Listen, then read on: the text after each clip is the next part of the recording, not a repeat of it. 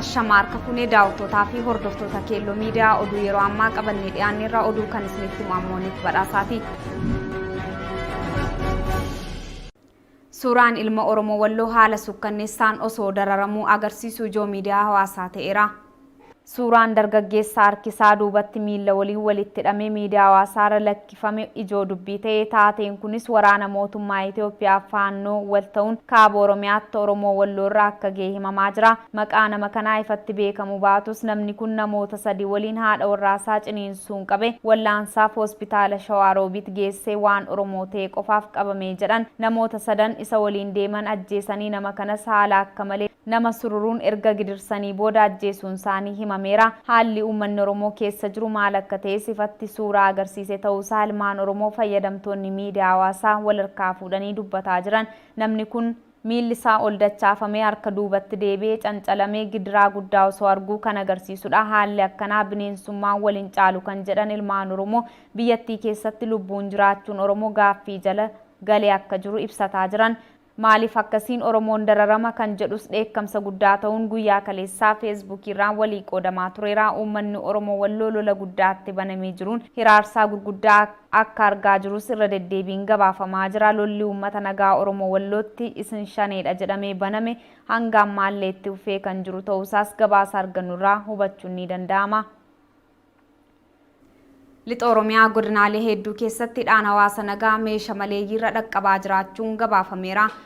Hawaasni Oromoo qotachuu, haramachuu fi hojjetachuu akka hin dandeenye taasifamaa kan jiru yoo ta'u godinaalee lixa Oromiyaa hedduu keessatti hidhaa fi hiraarsaa daangaa darbee jiraachuu odeessi keelloon argate ifoomseera.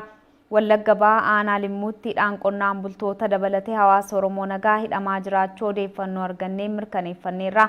Haala kanaan godina Wallagga Bahaa aanaa Limmuu gandoota adda addaa keessatti guyyaa dheengaddaa jechuun dheengaddaa adoolessa 26 bara 2022 hidhaan baay'inaan gaggeeffamaa ooleera. Hawaasni nagaan Oromoo qonnaa akka hin qotanne taasifamuun mana hidhaatti dararamaa akka jiru gabaafame. Namoonni aanaa Limmuutti hidhaman kunneenis Bashoo Takkuu, Darajjee Ulluuqaa, Gammachuu Dheeressaa, Xahir Alamuu, Kadijjaa Margaa, Alamii Qanaa fi Geetaawun Abdulqaadir, Dammituu Saaqqataa, Hirphaa Ayyaanaa, Amanuu Dassaalee, Gabaayee Saaqqataaf Asaffaa Abbabaa kan jedhaman ganda Mukarbaa jedhamu qabamuun hidhamanii jiraachuu jiraattonni dubbataniiru. Haalli naannichatti uummata nagaarra gahaa jirus obsa fixachiisaa ta'uusaa gabaasichi eereera. Oduudhuma wal fakkaatuun guyyaa kaleessaa jechuun adoolessa 27 bara 2022 godina Wallagga Lixaa ona Ayiraa ganda warra Kuuraa Suuchii Araddaa Daaloorraa hidhaa jumlaan maatii guutuu irratti waraanni PP raawwateera.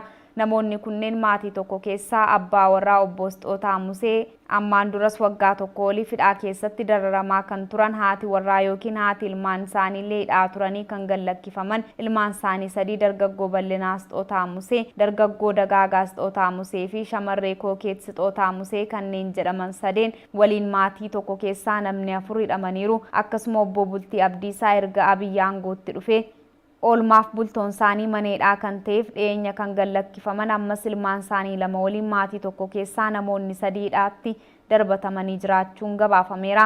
Abbaa warraan obbo Bultii Abdiisaa ilmaan isaanii dargaggoo Biqilaa Bultii Abdiisaaf shamarree Tsiyoon Bultii Abdiisaa waliin hidhaa keessatti dararamaa jiru. Kana malees ilmaan obboleewwan Eebbaa Daani'el Museef Dirribaa Margaa Musee fi Saamu'eel Girmaa Dhufeeraa kan jedhaman hidhamanii jiraachuun beekameera.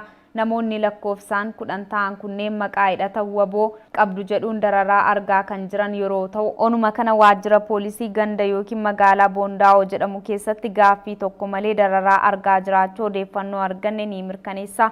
Hawaasni nagaan hidhaman kunneen qonnaan bultoota ta'uu isaanii kan ibsu gabaasichi waqtii hojiif qonnaan bulaaf murteessaa ta'etti akka hin qotanneef hin hojjetanne taasisuun maatii Oromoo beelaaf saaxilaa jiraachuu waraanni PP gochaan isaanii kan akeekudha. Gabaasa keenya guyyaa tokko dura Wallagga Bahaa fi Shawaa Kaabaa keessatti dararaan wal fakkaataan akkanaa uummatarra dhaqqabaa akka jiru gabaasuun keenya kan yaadatamudha. Waraanni Biltsiginnaa godina Wallagga Bahaa aanaa Gudayyaa Beelaatti wabootu simbira keewwate jechuun qabeenya hawaasaa saamaa fi gubaa jiraachuun dhagahame. Taateen saamichaa fi qabeenya hawaasaa gubuu Wallagga Bahaa Gudayyaa Beelaa gandoota baadiyyaa fi magaalaa Beelaa keessatti raawwatamaa jiraachuu kan eeru gabaasni arganne maqaa qabeenyaa shanee jedhuun uummata nagaa duraa waan inni horate mancaafamaa fi saamamaa jiraachuun ibsameera. saamichi guddaa Wallagga bakkoota adda addaatti waraana mootummaan qaqqabaa akka jiru yeroo adda addaa gabaasaa akkuma turre waraanni PP'n uummatatti bobbaase qabeenyaa uummata nagaaf kan mana amantaallee saamuu fi abiddaan gubaa akka jiru gabaasni gidduu kan argannu ifa taasisa. Haala kanaan Wallagga Bahaa Gudayyaa Biilaatti humnoonni mootummaa PP maqaa waraana bilisummaa Oromootu simbira kaawwate qabeenyaa waboo kunuunsaa jirtu jedhuun qabeenyaa hawaasa nagaa saamaa fi barbadeessaa jira. Uummanni Oromoo lixa Oromiyaa maallaqa callaa midhaan loon qabu mara saamamaa akka jiru kan himamu haalli kun Gudayyaa Biilaa magaalaaf baadiyyaa isaa keessatti cimee hojjetamaa jiraachuun beekameera. Waraanni biltsiginnaa hedduu yoo saaman kan fuudhanii deemuu hin dandeenye abiddaan gubuu jedha gabaasni nu arganne. Akka maddeen eeranitti naannichatti maatiiwwan hedduun firoota keessantu miseensa wabooti jedhamuun qabeenyi isaanii saamamaa jira. Haalli aanaalee Wallagga Bahaa jala jiranii hedduunsaa kan wal fakkaatu ta'uu kan ibsu gabaasichi jumlaan hawaasa qabanii hidhuu mana hidhaatii baasanii ajjeesuu qabeenyaa saamuuf akka hin qotanne ajaja jedhu dabarsuun hojjetaa akka jiran eerameera. Wallagga Bahaa aanaa Waamaa Galoo Nuunnuu Qumbaa Sibuu Siree Billoo Booshee Waayyuu Xuqaa Gudayyaa Biilaa keessatti ilma obboleessa kee fi ilma kee akkasuma obboleessa kee waboo keessa jira maqaa jedhuun akka hojii kamuu hawaasni hin hojjenneef danqaa jiraachuu gabaasa argannurraa hubachuun danda'ameera.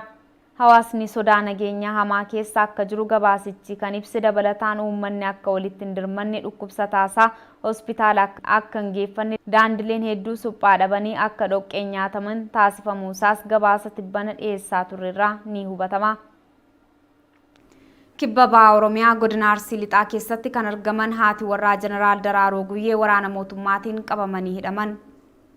Haala Oromiyaa keessaa marti kan wal fakkaatu maqaa deeggartoota waraana bilisummaa Oromoo jedhuun dararaan hawaasarra dhaqqabu hidda fageeffataa jiraachuu gabaasni nu qaqqabaa jiru ni ifoomsa. Haala kanaan haati warraa Jeneraal Daraaroo Guyyee godina Arsii Lixaa aanaa Shaashamannee ganda Xaaxeessaa qabamuun magaalaa Shaashamannee ganda Duwwaa sadiitti akka hidhamanii jiran odeeffannoo arganneerra. Qaamoleen mootummaa biltsiginnaa maatii guutuu hidhuu aadaa taasifachuu kan jiran yoo ta'u intalli Jeneraal Daraaroo Guyyee baatii tokko dura hidhamtee amma mana raarsaatti akka argamtu gabaasichi ibsa. Jeneraal Daraaroo Guyyeettis baatilee darban keessa qabamanii hidhamuu yeroo ammaa Arsii Lixaa magaalaa Adaabbaa keessatti waraana PP fi caasaasaan hiraarfamaa akka jiran gabaasichi eereera.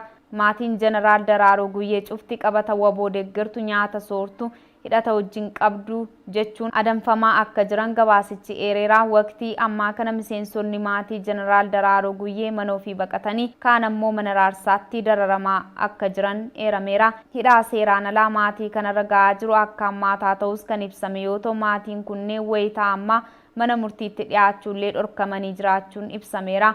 Oromiyaa guutummaa keessatti maqaa deeggartoota waboo jedhuun qe'een Oromoo nagaa dhabee goolamaa jiraachuu gabaasni nu qaqqabu haalaan hubachiisa. Daawwattoota fi hordoftoota Keelloo Miidiyaa oduu ammaaf qabanne kana gammaatti qophiileen Keelloo kan itti ta'u nagaa.